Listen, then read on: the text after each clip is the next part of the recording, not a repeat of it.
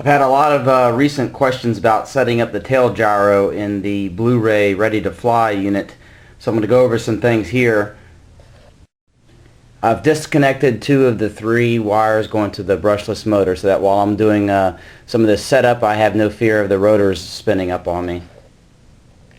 After you turn on the battery to the helicopter, you got to wait for the gyro light to go from red to blue. That means you can now move the helicopter. When you plug in the battery, don't move the helicopter until it first turns blue. Quick review of the gyro gain dial. This side is for heading hold. More heading hold gain is in this direction. This is no gain at all.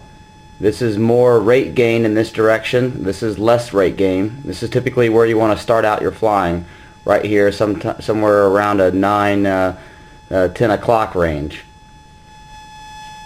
One good way to tell that you're in heading hold mode is if you turn up the gain. I'm going to crank the gain all the way up, and it's going to start to drift from one side to the other. When you crank it all the way up in rate mode, it does not drift from one side to the other. If I crank it up the gain here, and so if I move the tail from one side to the other, it'll go over to one side, it'll kind of stay there, or it'll start to drift back. That's a sign that you're in heading hold mode. How much it drifts and so forth is a sign of the gain. Here I've got the gain cranked way up, so I can really tell that I'm in heading hold mode.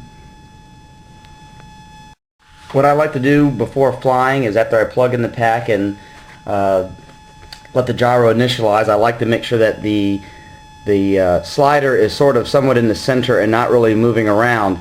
If I've got my trim on the tail moved too far to the other, you'll see that it's going to drift off to the side and not really be in the middle. So in heading hold, as long as my gain's not too high, it really shouldn't be drifting around when the helicopter's sitting still.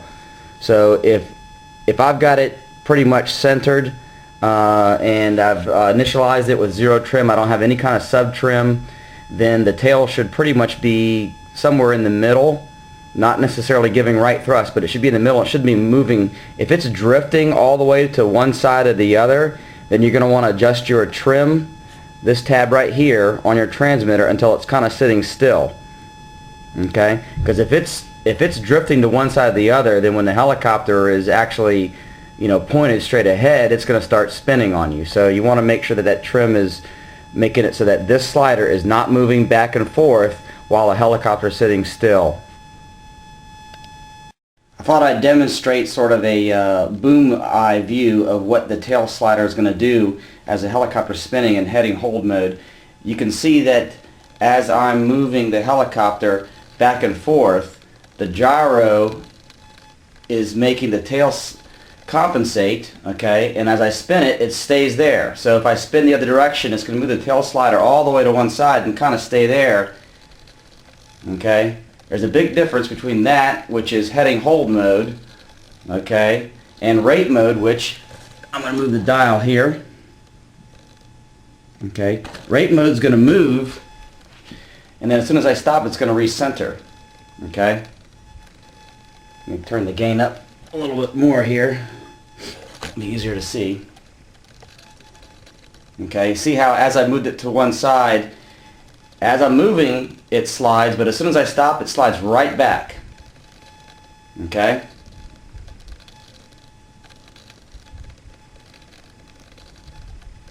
The faster I spin, the more it's going to move, but as soon as I stop, in rate mode, it comes right back to the center. Okay? One more time in heading hold mode. Okay? Heading hold mode, it's going to move. Let me crank that gain up a little bit here. It'll be easier to see. Okay. Okay. In heading hold mode, it moves and kind of stays there. Okay. Move back the other direction. It moves. It stays there. Heading hold wants to bring the helicopter back to where it was before. Okay. This is where the helicopter should be when the tail slider is in the middle. Okay. It wants to point in this direction. I go in that direction. It's going to keep making a correction until I spin the helicopter back. Okay. Right? So if I spin in this direction saying, hey, I want to keep going, keep moving that tail until it comes all the way back into the same position. Now if I hold it here for too long, it's going to kind of lose its center. Okay? That happens, alright?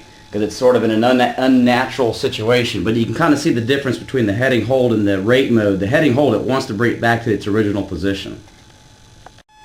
I've cleared out a little bit of rum here, and I'm going to take it off.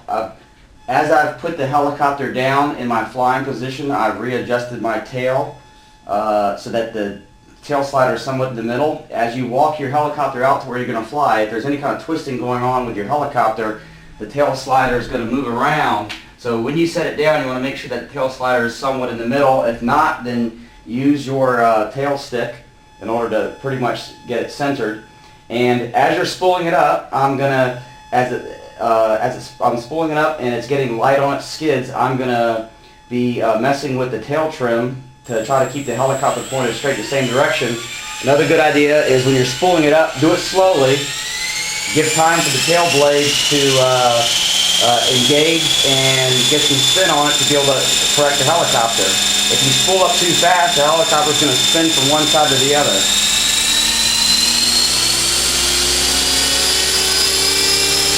Okay, so now is where I'm going to do a little bit of tail trim. I just need a touch of left, and it's pretty much centered.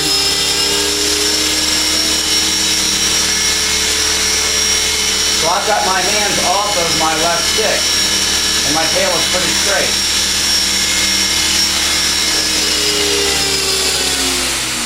You'll notice even when I'm landing there and I'm spooling down, the tail is still wagging a little bit. That's perfectly normal. The slower that you take off and the steadier that you go, the straighter that you're going to be able to keep that tail.